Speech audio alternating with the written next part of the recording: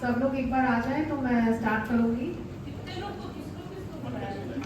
हाँ, हॉस्पिटल लिखा तो था, सब लोग हॉस्पिटल के सारे स्टाफ। स्टार्ट कर दो।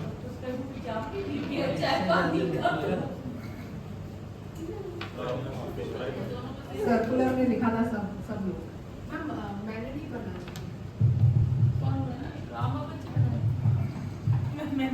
नहीं, ये टीचिंग वाला डॉक्टर्स और जहाँ नर्सिंग स्टाफ इन्वॉल्व हो ना वहाँ बहुत जनरल हेल्थ के लिए तो सबको ठीक है ना स्टार्ट करेंगे। ठीक है, बोलते हैं ना चाहे अपनी। Good afternoon, everyone. Respected CMO ma'am, respected Peter sir, Gitashri ma'am, Tirke sir, Madhukar sir, and all my dear colleagues. So today's topic is oral submucous fibrosis, and I have selected this topic because I'm getting few cases over here which even employees do have this condition. So we will discuss about this. The contents will briefly focus on the etiology, pathogenesis, briefly on histopathological features, signs and symptoms, clinical features, grading, complications, management, some prosthodontic considerations that's not very necessary, and finally we will thereafter conclude the session. So the definition is that oral submucous fibrosis is a chronic, complex, pre-malignant lesion of the oral cavity characterized by juxtaepithelial inflammatory reaction and progressive fibrosis of the submucous tissues. Basically, आसान भाषा में ये एक ऐसी बीमारी है जो malignant होने का पोटेंशियल रखती है, मतलब कैंसर बन सकती है आगे जाके। साधारण भाषा में ये यही है। इसका जो एसोसिएशन है एरेका नट च्यूइंग, पान पुड़िया जो लोग खाते हैं बेसिकली, उसमें सुपारी जो होती है बेसिकली उससे एसोसिएटेड ये डिजीज होती है। A dose-dependent relationship was found for both frequency and duration of chewing areca nut. Frequency मतलब आप दिन में कितने बार आप पान आप खा रहे हो और कितने टाइम तक, कितने साल तक आप उस हैबिट में हो। Linked to chronic placement in the mouth of betel quid or pan. The quid consists typically of a nut from areca palm tree and slaked lime with tobacco wrapped with betel leaf. जब भी हम लोग ये चीज देखते हैं कि जब भी कोई पान खा रहा है, जो भी हैबिचुअल है, वो एक सर्टन अपने मुंह में एक पाउच बना के एक जगह पे उसको रखते हैं, तो वो जो एरिया है वो सबसे ज्यादा ससेप्टेबल है कि वहां पे ये लेजन डेवलप करेगी। The slaked lime acts and releases alkaloids from the nut, which gives a feeling of euphoria and well-being in the user. Commercially used products contain a larger amount of the nut concentrations and appear to cause OSMF more rapidly than the conventionally prepared quid. मतलब विमल, पान पराग, शिमला, मानिकचंद, जो सब आप photo में भी देख पा रहे होंगे, ये सब जो रेडीमेड मिलता है मार्केट में, वो ट्रेडिशनल वाले से ज्यादा पोटेंशियल उसमें है कि आगे चल के कैंसर करवाएगी। पैथोजेनेसिस होना थ्योरेटिकल हो जाएगा। मेनली ये सारी चीजें हमारे मुंह के अंदर जाके म्यूकोजा में एक तरह से मैकेनिकल ट्रॉमा, केमिकल बर्न और ये सब करके कोलाजन सिंथेसिस को डिसरप्ट करती है, फाइब्रोसिस होता है, और वो जब इरिवर्सिबल फाइब्रोसिस बन जाता है और ये कंटिन्यूअस चलता है, तब जाके हम कार्सिनोमा यानी कि कैंसर स्टेज में पहुंचते हैं। इसमें एक बात जो नोट करने वाली है वो ये है कि अगर कोई पेशेंट पूछता है कि ये कैसे ठीक होगा, कब ठीक होगा, तो ये हम लोग तुरंत हैबिट को छोड़ने बोलते हैं, लेकिन OSMF remains active even after arresting of betel quid chewing habit। इसका मतलब कि जो एक बार गड़बड़ हो गई वो थोड़ा स्लो डाउन उसका प्रोग्रेशन हो सकता है जब आप हैबिट छोड़ोगे, लेकिन ऐसा नहीं कि वो आप छोड़ दोगे और तुरंत वो एकदम रिवर्स हो जाएगा। Areca nuts show high copper content and chewing this hence increases soluble copper levels in oral fluids. This is for the clinician, कुछ अगर मतलब इससे फाइंड करने के लिए कि हाँ अगर increased serum copper levels हैं तो ये भी एक चीज है। Capsaicin in chilies, जो लोग ऐसे हैं जो बहुत मसालेदार खाना पसंद करते हैं, जो बहुत ज्यादा मिर्ची खाते हैं, तो उन लोगों में एक चीज पाया जाता है कि पैलेटल फाइब्रोसिस, जैसे ही हम मुंह खुलवाएंगे तो हमें दिखता है कि पैलेट जो हमारा है वो पूरी तरह से फाइब्रोस्ड है, तो चिलीज भी बहुत बड़ा रोल प्ले करती है। साथ ही साथ हमारे देश में iron deficiency anaemia, vitamin B complex deficiency, malnutrition, ये सब तो है ही, और ये सब एक अच्छी ओरल हेल्थ के लिए, ओरल म्यूकोजा की हेल्थ के लिए जरूरी है। और जब ये सब की डेफिशिएंसीज रहती है तो ये प्रमोट करती है कि हम ओरल कैविटी को रिपेयर अच्छे से ना कर पाए, और उसी के लिए ओएसएमआर और ज्यादा आसानी से हो जाता है, क्योंकि म्यूकोजा वैसे ही एट्रोफिक रहता है और ज्यादा ससेप्टेबल रहता है। Histopathological features में early lesions will show subepithelial vesicles and older late lesions will show hyperkeratosis with marked epithelial atrophy. खुलाने पे मुंह खुलेगा नहीं, जिसको हम लोग क्रिसमस बोलते हैं।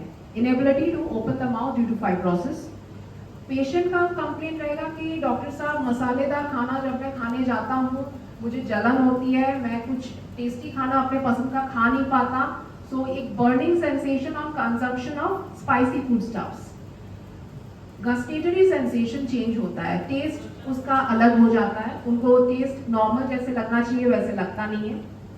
Hearing loss in some cases due to stenosis of Eustachian tubes, dryness of the mouth, nasal tonality of voice, थोड़ा सा नाक से आवाज आना ऐसे लगेगा।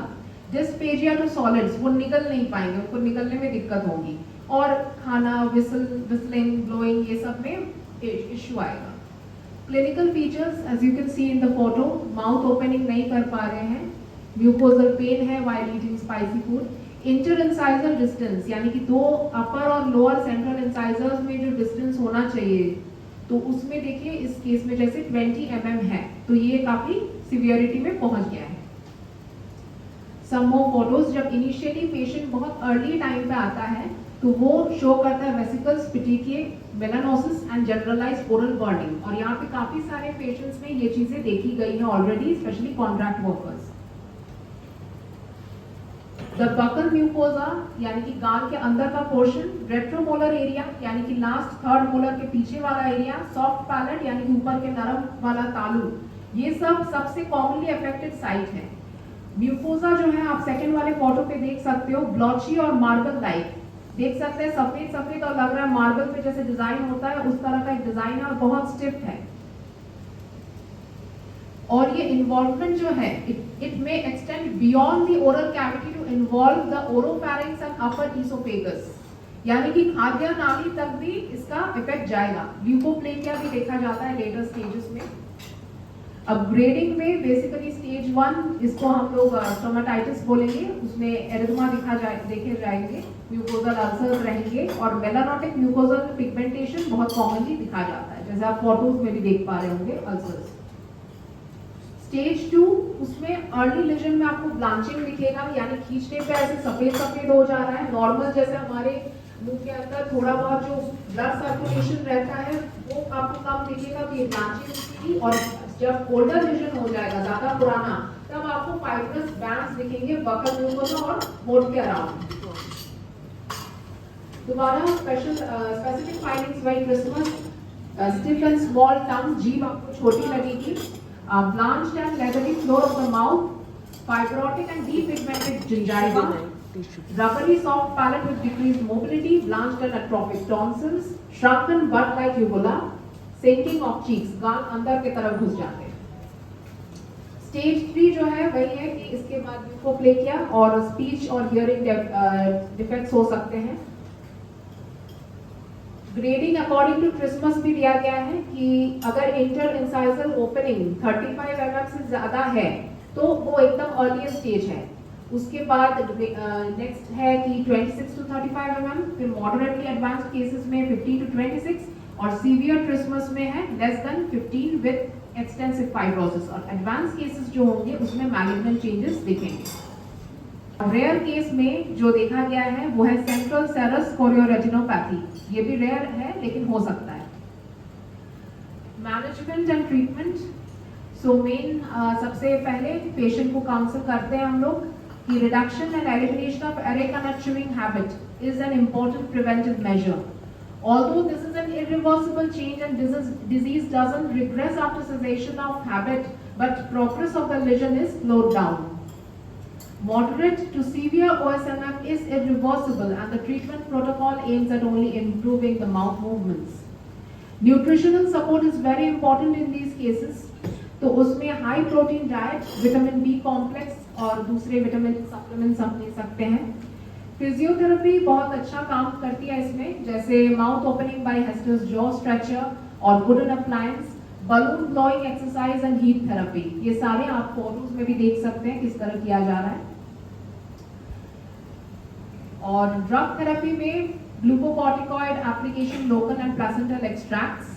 ठीक है, तो उसमें हम लोग वीकली इंजेक्शंस देते हैं कॉर्टिकोस्टेरॉइड्स के, intralesional injections and placental extracts.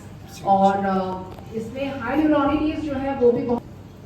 Surgical management वो सर्जन डिसाइड करेंगे, ओरल सर्जन, कि forceful mouth opening and cutting fibrotic bands, लेकिन that can result in contracture of tissue and exacerbation of the condition. Submucosal resection of fibrotic bands and replacement with partial thickness skin or mucosal grafts, और नहीं तो bilateral temporalis myotomy or coronoidectomy depending upon the severity. कुछ prosthodontic considerations है, that's not very important आज के लिए.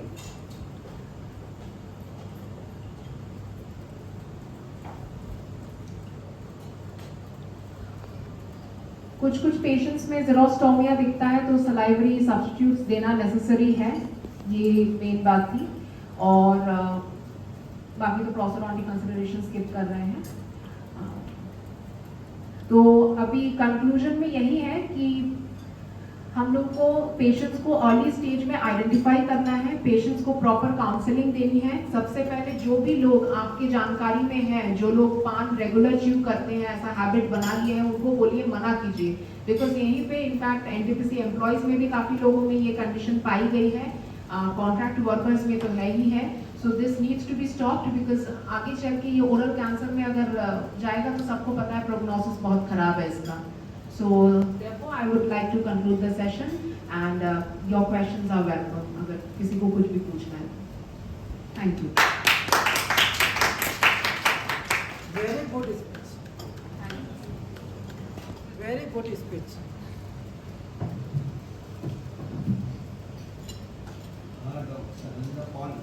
हाँ जी. And very nice presentation and very elaborate presentation. This actually that when you said about the mouth opening, for me for as an anesthetist it is very important for us, because if by chance he happens to go for any surgery intervention and the GA is to be given, that becomes very important for us. I wanted to just ask about, you didn't mention about there is a chronic like due to dental thing, since you are a dentist, dental के chronic अगर वो रगड़ लगती रहती है mucosa पे, तो उससे भी chances of fibrotic occurring. Yes sir. And what is the treatment on that part from a dental point of view? Fibrosis एक बार हो जाता है तो बेसिकली यही कंडीशन हम इसको उसी में डालेंगे. तो उसमें सर सेम है कि एक तो फिजियोथेरेपी वो सबसे, और डेंटल के दांत से रगड़ लगती है अच्छा. उसको, सर मैम एक चीज होती है जिसको हम लिनिया एल्बा बोलते हैं, वो सबके मुंह पे है. वो है कि अपर और लोअर जॉ के दांत ऐसे आते हैं, तो एक तो गाल में आपके बनेगी, वो नेचुरल है, उसका कुछ नहीं करना. और अगर कोई दांत के कारण घिस रहा है तो सबसे इजी वे है कि आप लोग आ जाएं और उसको दांत को हम थोड़ा रिड्यूस कर देंगे ताकि वो म्यूकोसा को बार बार इम्पिंज ना करे. वो तो हम वैसे कर देंगे. हाँ, उसको थोड़ा सा मतलब हाँ रिड्यूस कर देंगे दांत को. That in the long run will it not affect the dental like आप उसको क्या करते हैं, मतलब वो हम लोग basically that process is called enameloplasty. तो वो हम लोग एनामेल उसका, हाँ एनामेल को थोड़ा सा तो मतलब obviously that will be reduced. अब डिपेंड करता है, जैसे अगर पेशेंट का दांत वैसे पहले से ही बहुत एट्रीटेड है तो उसमें फिर हम लोग कुछ और सोचेंगे, बिकॉज अगर बहुत ज्यादा ऑफेंडिंग है तो हम बोलेंगे कि टूथ आप एक्सट्रैक्ट कीजिए, नहीं तो आरसीटी करेंगे उसका ताकि उसको सेंसिटिविटी और ना हो, उसके बाद उसको रिड्यूस करके कैप करेंगे, उस तरह करते हैं sir. Thank you. Okay sir. In conjunction to what Dr. Peter said, I also like to add one thing. Basically, what sir wanted was कि अगर ये OSMF का केस है या लिपोप्लेकिया का केस है कि जस्ट एक hyperkeratosis है with friction with any tooth or something. So that is basically the expertise of oral pathologist. Microscopic changes will be different. there, na? Will be there, na? Will be different. When Definitely. you start giving this like plasmaplex हाँ. therapy and all, like at what stage? आपके पास कोई आया जिससे वो fibrosis दिख रही तो जैसे मोस्टली मैम पेशेंट्स OSMF वाले तभी आते हैं जब तक उनको मिनिमम 15-20 साल पान खाया हुआ रहता है, तो उनका जैसे इंटर इंसाइजर ओपनिंग जैसे 18 mm 15 mm वैसे, तो वैसे में तो हम लोग देना उनको फिर बोलेंगे कि ये आपको करवाना चाहिए, तब हम लोग शुरू करते हैं। और अगर बहुत ओपनिंग कब कितना हो जाता था? मैम वो जैसे ऐसे आप मेजर करोगे, हाँ, तो वो फिर 15 mm 18 mm ऐसे दो इंसाइजर के बेस से आप मतलब इंसाइजर के टिप्स सिक्योरिटी माउथ की नॉर्मल मैम 35 mm से ज्यादा। मैम जो 45 mm हाँ. से ज़्यादा, और जब 18 mm 18 मतलब आप mm said and 20 you showed in one of the हाँ. slides only. हाँ, slide अच्छा लगा। 18 mm you are correcting, I think so. Ma'am 18 जो mm she is- crude way होता है ना मैम, वो 3 फिंगर भी जनरली हाँ, count. three fingers we take. With 3 fingers is normal ma'am, less than 3. हाँ, मैम. One finger में Slide I show, it is मतलब 30 फिंगर चली जाती है। हाँ 20 millimeter है। मतलब सर वो तो आप तक चला जाता है, और पेशेंट अगर 25 से लेके 15 किसी भी रेंज में आए तो हम लोग वही कर सकते हैं कि उसको इंट्रालेजनल स्टेरॉइड्स और वो सेंटीमीटर हो गया कि तब हम सोचें। हाँ, स्टेरॉइड का या इंजेक्शन या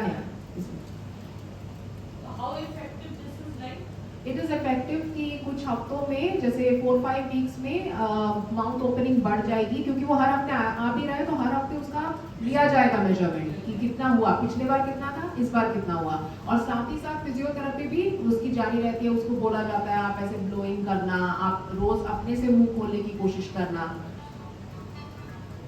इसके लिए सर्जिकल इंटरवेंशन है वो बहुत ज़्यादा सर्जिकल इंटरवेंशन जैसे मैंने बोला कि बहुत ज़्यादा सही रहता नहीं है, क्योंकि उसमें फिर दोबारा वो रिलैक्स होने के चांसेस ज़्यादा रहते हैं।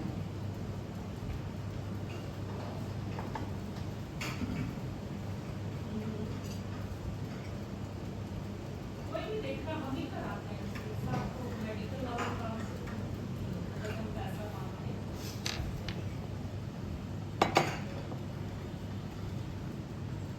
नहीं हमारे पास वो खत्म हो गया, 5 एंड है ना, जाएंगे पीछे कोई है नहीं, गाड़ी नहीं है यहाँ, आप नहीं बता